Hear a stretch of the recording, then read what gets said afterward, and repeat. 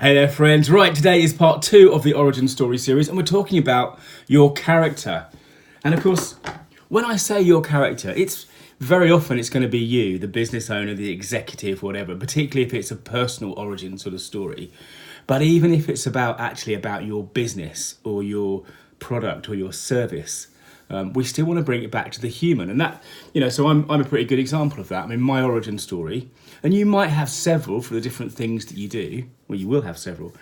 But my origin story for Stories That Mean Business, the company that I run now, starts with the line, something like, back in 2015, I had this nagging feeling that I was living the wrong life. And that is the kind of the kick-off point for my origin story. So even though it's about a business, about this business I've built and I'm building, about helping leaders, mavericks and misfits tell better stories, it goes back to the personal. And if the other thing you can notice about that is that first line, I had this nagging feeling I was living the wrong life, is not too specific, it's not autobiographical. And there's a good reason for that, because there's always two characters in your story. There's your character, or the character the story is about, but there's also the audience, because we know from science and your own experience that when you listen to a story, when you hear a story or watch a story or whatever, you kind of become the character, right? We've talked about how, in other videos, I've talked about how stories are kind of flight simulators for life. And that's one of the reasons why we get so addicted to them. And that means putting ourselves in the shoes of the protagonist. So one of the reasons I start my story about, I had this nagging feeling that I was living the wrong life, is because that's thematically something that a lot of us feel. Does that make sense? So it's something that is certainly true, was certainly true for me, but also can be true of a lot of other people. So one of the things I do when I dig deep into this with with my personal kind of clients, is we go back and we look at the things that shaped them, or the events that shaped a particular product or a service or company or person, whatever, and then we look at how to bring that out to the thematic, so it will resonate with a wider group of people, if that makes sense. And another thing to say about this is that the good origin stories are true, obviously. I mean, it's true that I felt that way in 2015. And the reason we want true stories, quite apart from the fact that, it's good to tell the truth, is that, our origin story, when it's done, is going to be used in a number of different ways. I talked about, on a website or a document, or, in a chat, in a networking event, or on stage or what have you.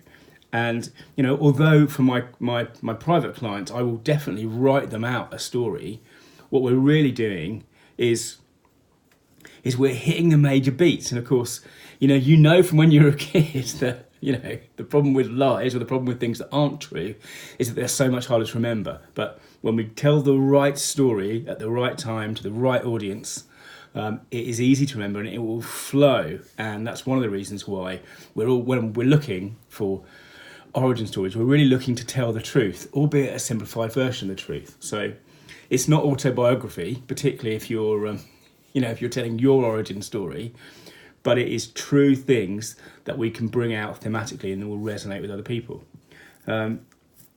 So where were we? Character. Now, whether it's your story or a character around a business, product or service, they are going to have a problem. I'm going to talk about the problem in the next video, because that is the conflict that's coming up. Remember, character, conflict, consequence, right? So